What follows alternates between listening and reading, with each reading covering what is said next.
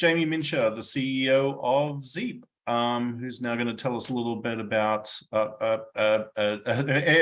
energy storage angle that you'd probably not considered too recently. So Jamie, over to you to tell us a little bit about the initiatives at ZEAP. Perfect. Well, thanks very much for that, Dan. And yeah, hopefully we'll just give you a little bit of an overview of what we're doing, which is a technology that we believe just could add in another option to the world's low carbon needs for energy storage and mobility. What we've been working on is something a little bit different, a little bit unique. We have a company that's developed a powertrain which we call Zero Emission Air Power. And in reality, we've created a powertrain for powering vehicles which runs off fresh air. And I'll probably explain that a little bit, but as we go through, I'll hopefully give you a bit of an idea of something that could be an addition to the options we have going for the future. And we believe it's a really interesting additional option. So my name is Jamie Mincher.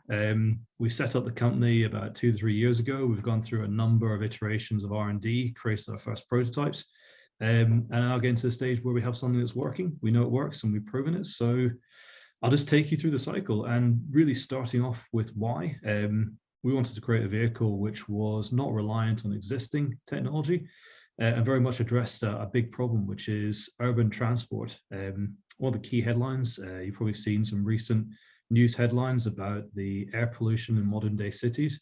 Even just in the UK, a relatively well-developed country, there is over 64,000 deaths attributed to air pollution in cities every year. Now, not all of that is mobility, but a high proportion of it is. And we wanted to come up with something that was a different option, a more scalable option, and a quicker option to address that. So what is ZEAP?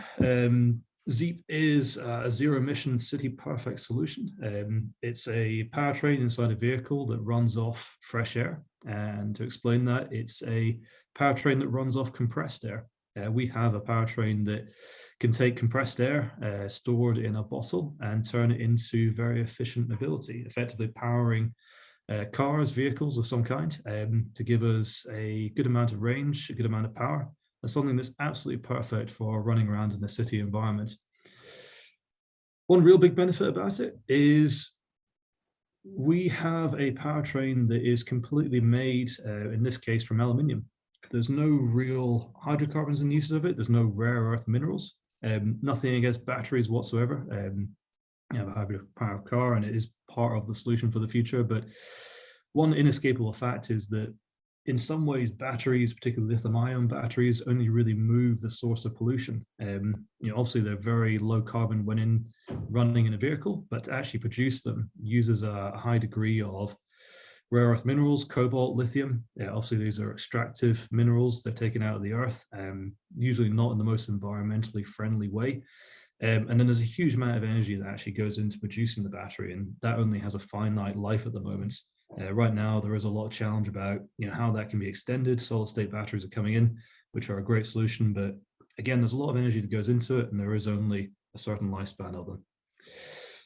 We're also addressing the fact that a lot of technologies, in some cases batteries, they have a relatively low recharge time or high recharge time, depending on how you want to look at it.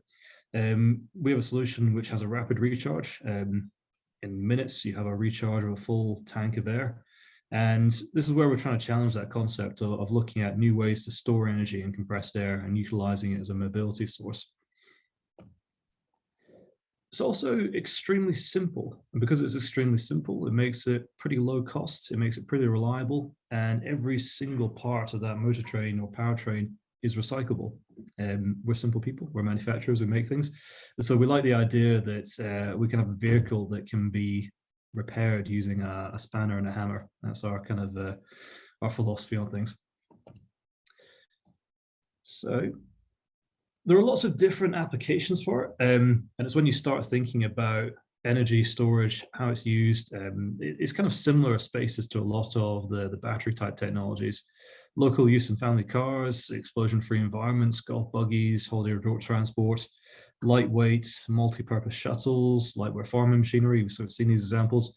We've honed very much in, though, on a target market of last mile delivery urban vehicles. And there's a reason for this, because actually a lot of the transport happening around cities is in these last mile urban delivery vehicles. And that is a huge part of what's creating congestion, air pollution. If anyone else is like me, the Amazon Prime man turns up to my door far too often. It's just become part of the way we get deliveries of things now. Particularly changing habits post COVID, I think, has driven quite a lot of that right now. So in that last mile delivery market right now, options are either conventional internal combustion engines or increasingly electric vehicles. And some of the downsides, they're expensive. They do require these rare earth minerals to actually make the batteries. And sometimes these are coming from pretty dangerous parts of the world. And in fact, if you look at what's happening, it does look like access to some of these rare earth minerals is probably going to shape global politics going forward. So it is a challenge that we have to look at. You do have lots of other options. You've got bikes, e-bikes. They offer really good green and ethical options, but sometimes the payloads are limited, and you can struggle with these things in sort of hilly environments with adverse weather. It's something that we're looking at. Size of the prize is pretty good. Global parcel delivery market is valued about $350 billion. And even in 2017, before the explosion of home delivery driven by COVID, this was at least about a $10 billion share in the UK. Last mile delivery market is expected to continue to grow. And by 2020, worth about 65 billion and going from strength to strength after that. And all on top of this, with the growing need for last mile delivery, even now in most cities around the world, air quality is currently exceeding WHO danger levels. And this is why it's driving the banning of petrol and diesel delivery vehicles, and trying to see what other options that we could be looking at for that. So our solution, Zero Emission Air Power. We'd like to make the first air-powered last mile delivery vehicle that's really specified and targeted exactly in that niche market. We're not trying to be a Tesla. We're not trying to create the longest distance vehicle. We're not trying to create the fastest. We're trying to create something that is absolutely what it is designed for. So our initial concept vehicle would be something that has about a 350 kilogram payload. It would have a standard Europallet sized container for taking goods around a city. We would like to have about 40 kilometer range, which the powertrain is probably capable of. Purely because the average city delivery cycle route is only about 20 kilometers. So why design it to have more than is actually needed? And we would limit the speed to 40 kilometers an hour, because again, if you're driving around urban environments, what is the need to have more than that? Quite interestingly, when we did our first prototype and made one that worked, we really struggled with how to actually classify it and get it accepted by the DVLA, because we couldn't take it through its emissions test. We have an emission, which is fresh air, so it had to go through an emissions test, and we couldn't actually get it through that, unlike an electric vehicle. So that was an interesting part of it, but it would be 100% low emission tax exempt. It's I know it's quite a unique technology. It is something we have patented, and it is quite disruptive. It's something that I think is so simple, maybe other people haven't really looked at it. And it is just an additional option to electric vehicles, to hydrogen, to combustion. But I think it does give you something that is a unique option in the kind of high complex world of these other technologies. It's going to be cheaper to buy, run, and maintain. We believe greener to build, run, and recycle, because again, all the components are, well, completely recyclable. They're no containing any rare earth metals. And also the other benefit is, because we are running around exhausting clean air, effectively it's diluting the toxic air in cities anyway. So it's almost acting as an air cleaner, an air diluter as it's going around. And the idea would being is, once we actually get into vehicle manufacture, would be to be storing compressed air, utilizing 100% renewable energy. And this is where the energy storage comes in. Right now, we talk about batteries or hydrogen. It's extremely expensive to set up these types of energy storage systems. All we need is a tank, which can be made from metal, aluminium, completely renewable. It can be made from carbon fiber, spun carbon fiber. Extremely, extremely cheap to set up high volumes of this storage. that can then just sit, can be storing renewable electricity when it's not needed, and then be used to power these fleets of vehicles when it is. Cycle will be pretty easy. We'd have ZEAP vehicles with their logistics centers, usually close to the urban areas of deliveries. These would set off, they'd do their initial delivery routes, they would come back, and as they're out, we would be charging up banks of compressed air utilizing renewable energy, particularly overnight or off-duty cycles. The cylinder recharge time is about 5 minutes. So effectively, these vehicles can be in and out of the depot multiple times a day and delivering all the different packages that are needed in urban areas. And yeah, just to kind of prove this is actually our early concept. I would say we are not vehicle manufacturers. We focus very much on the powertrain. So we took an old vehicle that we bought off eBay in the great traditions of all R&D early stage. And a lovely part about this was actually an electric vehicle that had been effectively scrapped because the batteries were basically goosed at this point in time. So we pulled out the electrics, we pulled out the batteries, and we replaced them with our powertrain.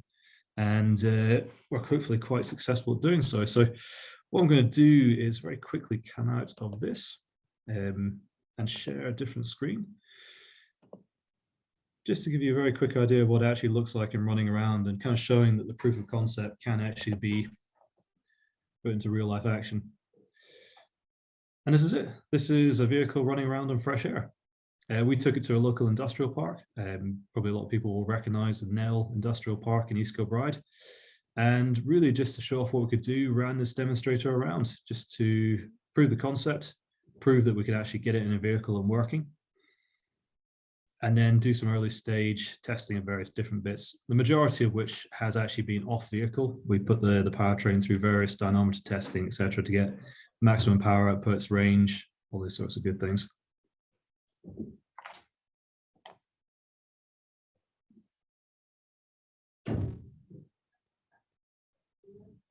That's it. It's a perfectly functional, small inner city delivery vehicle.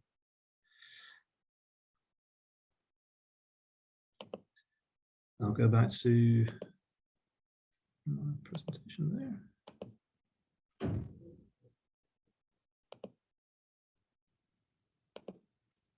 One second.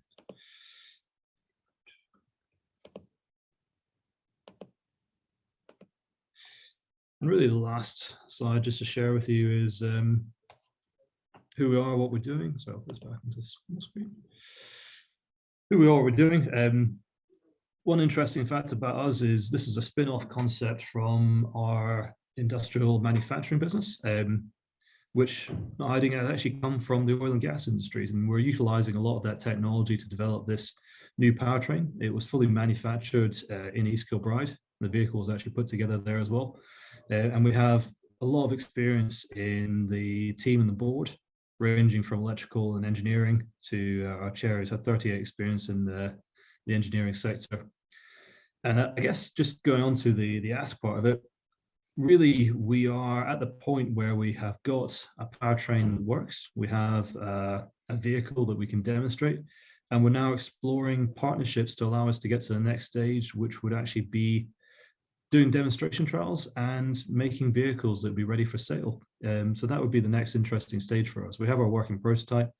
We know what we need to do to make it. Now we want to take it on to the next stage and find applications to take it to. So with that, we'll stop and hand back to you, Dan. Thank you.